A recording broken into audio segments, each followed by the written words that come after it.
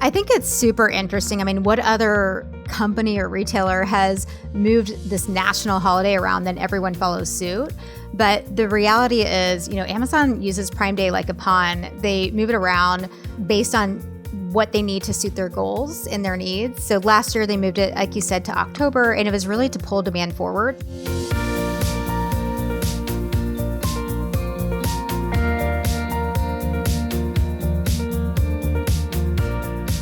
Hi, everyone. It's Wednesday, June 16th. Thanks for listening to the Behind the Numbers Ad Platform, an eMarketer podcast made possible by VTEX. I'm your host, Principal Analyst Nicole Perrin, and this is my platform to talk about advertising with some of the smartest people I know. Today, joining me to do that is Melissa Burdick, and Melissa is the co-founder and president of PacView. Welcome back on the show, Melissa. Thanks so much for having me. Excited to be here. Yeah, no, I'm really excited to have you back. I always love talking to you about Amazon. We're going to talk a little bit about Amazon and Prime Day. We're going to talk about other retail media. But first, let's introduce you to listeners who might not be familiar with PacView. Can you tell us a little bit more about PacView? What kinds of companies are your clients, and what is the main problem that you're trying to help them solve? Absolutely. So the easiest way, I guess, to explain PacView, we're a little bit like Google AdWords for e-commerce in some ways. So if you look at the retail media space across Amazon, Walmart, Instacart, Target, all of these retail media platforms, we're integrators adopting APIs of all the retailers, unifying retail media into one place and helping people with robust reporting. But the bread and butter is really optimization and automation of their campaign strategies and e-commerce. So that's a little bit about PacView. And then in terms of our clients, we work with all the holding agencies, brands, and sellers. Anyone who's essentially advertising on any of these retail media platforms, they can license our tool, and we help them increase their performance and spend less time as well. Awesome. And I know that based on what we're going to talk about later, it's going to become really clear how important that is. But first, let's have a little question about you. So before the show, I shared with you eMarketer's estimates of average daily media consumption by U.S. adults. So can you tell listeners some way in which you're a bit of an outlier, whether that's because you're consuming more or less than the daily average? Well, I think that the one that I use the most in my day-to-day is LinkedIn. So I think that's under your other social network where people spend 16 minutes a day. Sadly, I think I spend at least double that because I'm either posting articles, writing articles, reading news about my industry, really getting the latest information. And LinkedIn seems to be the best place for myself and the e-commerce community to find news. There's lots of e-commerce related news on LinkedIn. I see it also. I feel really surprised that no one else, when I've asked this question, has mentioned LinkedIn, because I know I use it. I know a lot of my colleagues here use it. We totally get a lot of news from LinkedIn, and obviously use it to contact people as well.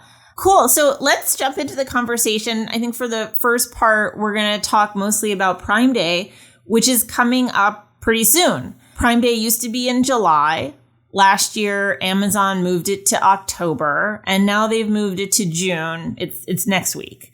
So what's the reasoning behind why Amazon keeps moving Prime Day around? What does that actually do for them? Yeah, I think it's super interesting. I mean, what other company or retailer has moved this national holiday around, then everyone follows suit?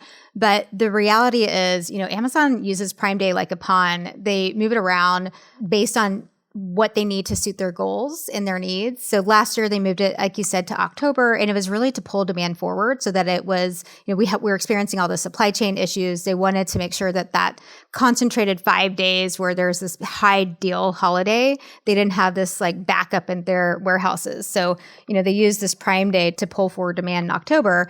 This year, my feeling is, and I have no insider knowledge, but, they're comping to Q2 last year when the pandemic started. So that was when everything shut down, everything drove e-commerce.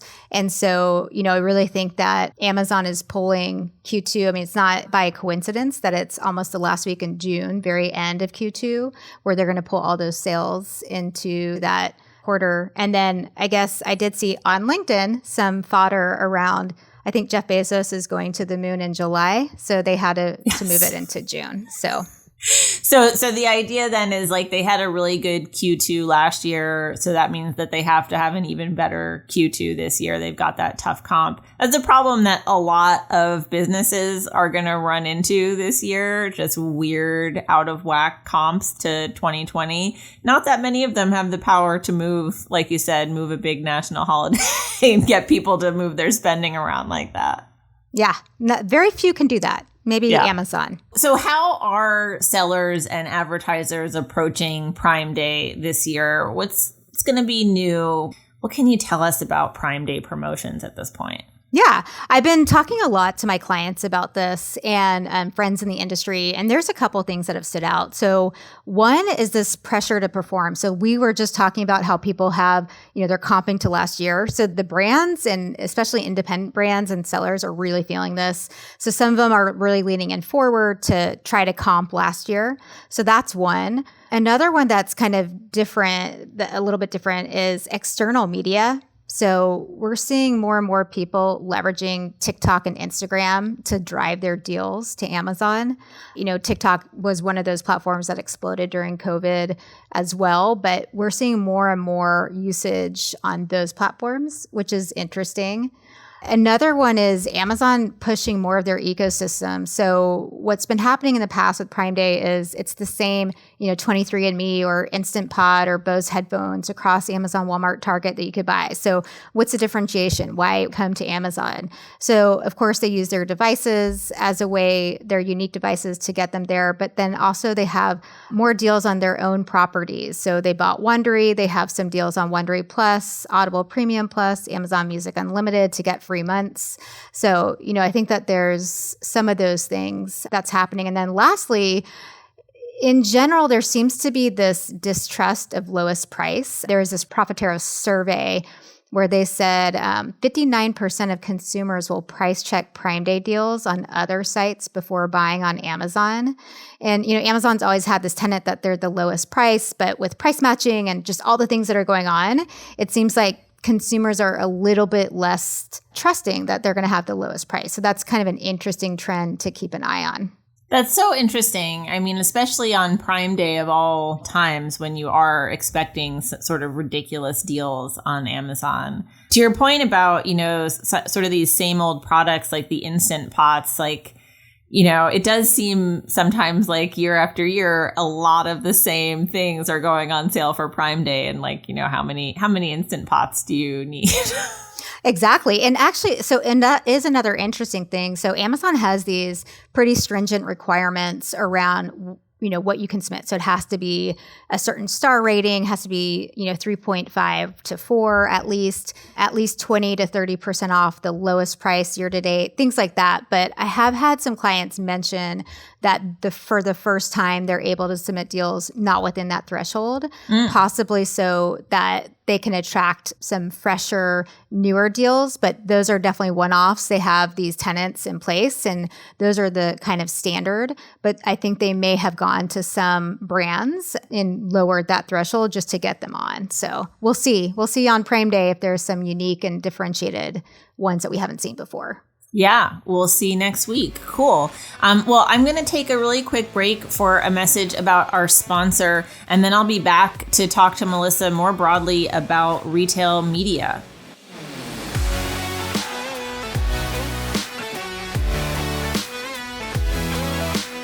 Retail's next competitive threat may come from a business model or channel that didn't even exist a few months ago. This modern dynamic requires companies to adapt quickly, pivoting business seemingly overnight, something traditional commerce platforms just can't support. There's a new enterprise commerce platform on the rise, one that's fast, flexible, and doesn't require 9 months and $1 million to get up and running. Go to VTEX, VTEX.com/eMarketer to learn more.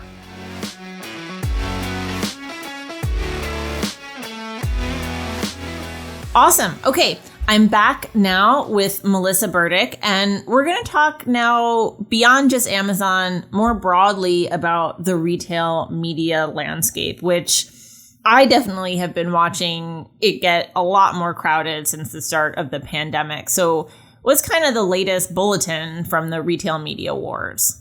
Yeah, I mean, there's really been a perfect storm driving the launch of self-service advertising platforms. We have COVID accelerating e-commerce, a lot of last mile delivery models like GoPuff. All of this is expensive to serve. And we've learned something from Amazon's ad business, which is it's growing super fast and it's profitable for them. So, let me just pause you right there. Amazon's ad business is growing super, super fast. It grew incredibly quickly last year during the pandemic.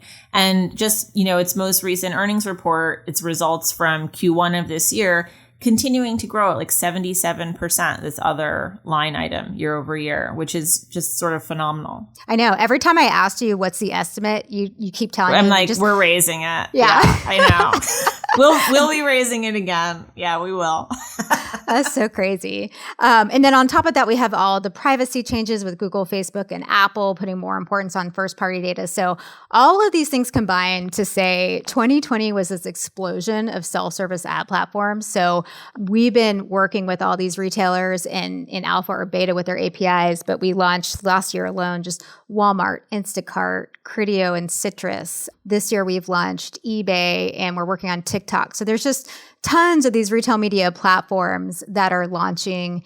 And then with regards to Criteo and Citrus, these are essentially ways for retailers to stand up advertising offerings where they supply the sponsored listings on the side of the retailer and they can spin it up really quickly. So Amazon, Walmart, Instacart, they all have their own self-serve ad platforms. But if you want to get access to inventory on Target, Costco, Best Buy, and some others, then you can leverage one of these kind of aggregators to be able to do it. So really in the last year, we've seen just an explosion of retail media. And there was a Boston Consulting Group article that said this is the $100 billion retail media opportunity or something like that. Yeah, well, there's definitely a ton of ad revenue, I think, that we think is going to go into this space. So we estimate that advertisers in the US are going to spend about $24 billion this year on ads on retail properties. So I know retail media is a little bit more expansive than that because there's ways that you can, use a retailer's data to place ads elsewhere, across the open programmatic web.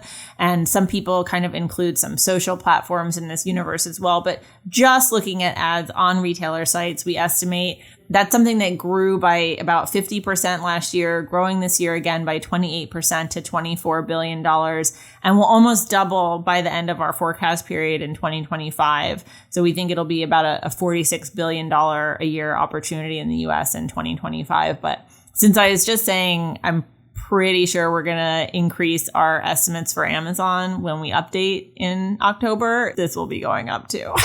That's nuts. Yeah, it's a lot of money. So you mentioned that Citrus and Criteo are aggregators. Can you just mention just like a few of the retailers that they're aggregating inventory for that you might ultimately find there? Yeah, Target's one of the biggest ones, Costco, Best Buy, Sainsbury, and Wakefern in the UK, for example. So there's, hundreds of retailers that you can get access to. GoPuff, another one. So yeah, I mean, if you don't have the dev resources to create your own self-serve ad platform, which, Amazon, Walmart, Instacart, they're putting a lot of resources and time into it, then you can kind of spin up an advertising offering pretty quickly with one of these aggregators. Yeah. So it's a pretty complicated picture and sounds like sort of a few different ways to activate depending on who you're working with. But how does an advertiser prioritize who to work with when there's this many retail media platforms? That's a great question. I mean, the simple answer is where the sales are. So of course, these brands are really looking at where are the most of their sales coming from.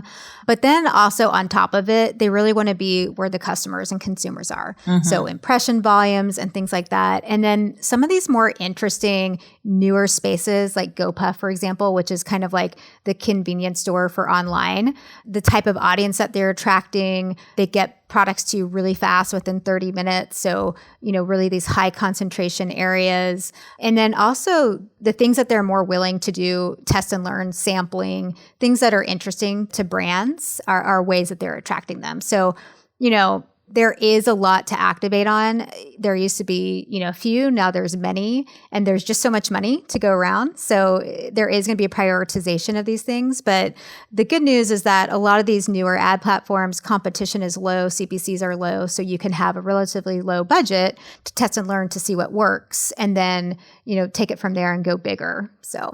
Well, that's interesting since prices on Amazon are pretty high, and often, you hear about, a concern that it's an expensive place to advertise. It's quite premium. There's a lot of competition. Mm-hmm. Yeah. I mean, we've seen when we've launched these newer marketplaces that, especially if you can be one of the first, there's less, density of competition. So you come in, we have a study where, CPCs were 50 cents early on, and then they quickly became, a year later, they're $3. So it's way better to come in early, test and learn, and especially before your competition is there, and win those top slots on the page. Yeah. Where do you think advertisers are going to kind of net out as far as how many platforms they want to work with? I mean, that is kind of the beauty of these aggregators like Criteo and Citrus, is that you can get access to a lot of these through one platform. But I think at the end of the day, what people are going to be doing is testing performance and seeing what's working the best for them, and have some performance-driven decisions. Yeah. Final question. So I feel like last year, everyone was really talking about Instacart, which was like sort of the new kid on the block and really benefited from this pandemic-driven trend of online grocery shopping taking off, right? Who should people be talking about as like this year's Instacart? Like who's this year's like breakout smaller retail media platform? That's a great question. I still think that there's a lot that people are still looking at Instacart for. They continue to add more retailers beyond CPG, and they're expanding internationally as well. So I still think that Instacart is one people are still looking at and figuring out. I think GoPuff is really interesting as well. They are extremely aggressive. They bought all the BevMos, and so they're building these micro fulfillment centers and getting products to you within 30 minutes. So they also have a lot of money that they've raised. So I have my eye on them. I think that model is really interesting. They charge a very small fee. I think it's like $1.95 to get these products to you. So I think that's going to be an interesting one to watch as well. And they have activated ads as well. So yeah, I am watching GoPuff. I know my colleague here, Eric Hagstrom, is also watching GoPuff. So I think we agree with you on that. We think it's pretty interesting. That's all that we have time for on today's episode of the Behind the Numbers Ad Platform, an eMarketer podcast made possible by VTEX. Melissa, thank you so much for coming on the show again and talking to me about Amazon Prime Day and retail media. Thanks for having me. Yeah, and thanks to all of you for listening. I'll be back next week with the next episode of the Ad Platform. And in the meantime, please continue to let us know what you think at podcasts@emarketer.com. Thanks.